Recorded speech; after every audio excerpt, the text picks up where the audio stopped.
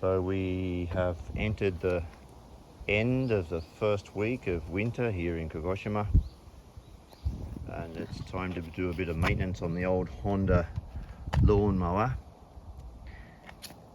I'm looking at the front wheels. I've got two problems on the front, so I need to replace the shim I put in there 2 years ago, and there's also too much movement on this plate here that supports the wheel, which is connected to the mower deck. This plate also holds the height adjustment mechanism. There's quite a lot of play in that. So I've fixed this side.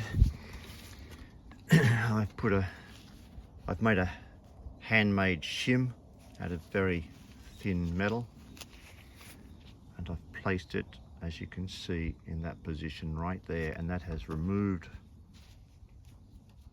the play. There's just no play in that. It's now nice and tight, no movement.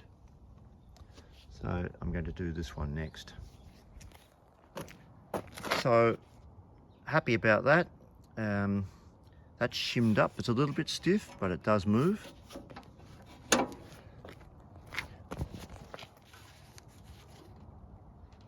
It moves. We can adjust it. I've taken the play out of there. Next is to re-shim the wheel axles. One final thing with winter maintenance is I had a bit of an accident in the middle of the autumn grass cutting. The engine came off. I'm serious. The engine demounted from the mower deck. You can see the result of that.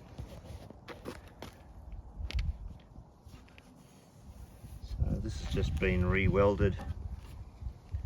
Yep, the blade cut right through the steel. And so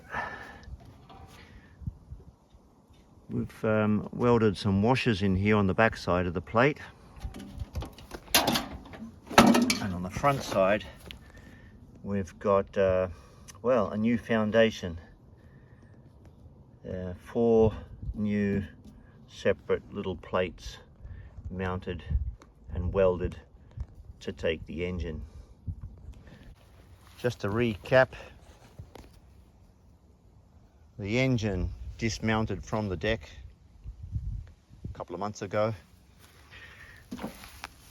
because these 3 holes fractured.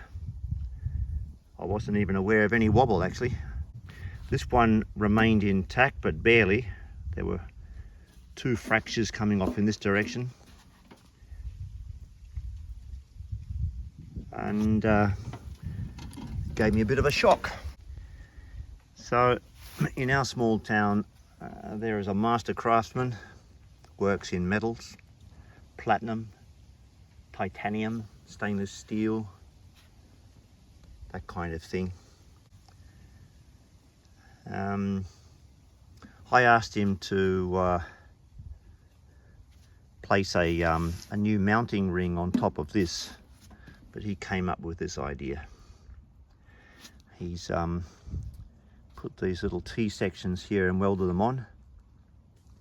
He said to me, and I agree with him, that the pressed plate has structural rigidity and it won't go anywhere soon. And he's absolutely right. There's no doubt about pressed steel. Every pressing mark in any steel gives it tremendous extra strength as against floppy steel with no bends in it, other than that bend just there. That keeps it rigid. This is just a common understanding in construction and industrial processes that bends are important. So I came back home and tried to mount the engine back on the deck, but found that his precision work was precision for sure, but a little bit too tight. So I've just finished filing the inside of these holes to give a little bit of extra movement to pass those bolts through into the deck, and I think it's now going to work. And this is my idea, so I did that by myself, but he did all of that. Oh, little dragonfly, so nice to see you. Yeah, welcome. The master craftsman, the metal worker, and I both agreed that this is structurally unsound because the bridging between the wheels, or the deck, is going to deform this under load. So he made a stainless steel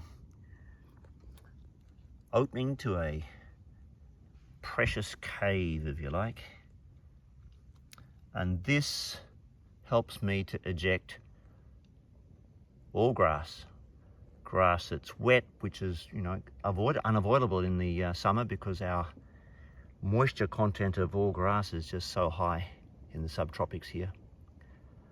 And it also ejects grass up to 500-600 millimeters high. I know it's a lawnmower. I know it's a lawnmower. Stop telling me that. I understand it's a lawnmower. I used lawnmowers for 40 years before I came to this country. But to get a grass cutter here, you'll have to pay 4 to 5 times the cost of what this was. This was, when I bought it in 2012, it was approximately hachiman. And the only failing of this is the deck. It's weak. If you don't get under there and take the grass out every time you cut and remove all the grass, you're going to get rust. It's not too bad. I've been at it, of course. Anyway, this does the job, and it's lightweight, and children can use it quite safely. I found this the most satisfactory way to work on it, to get the bolts in without spilling oil.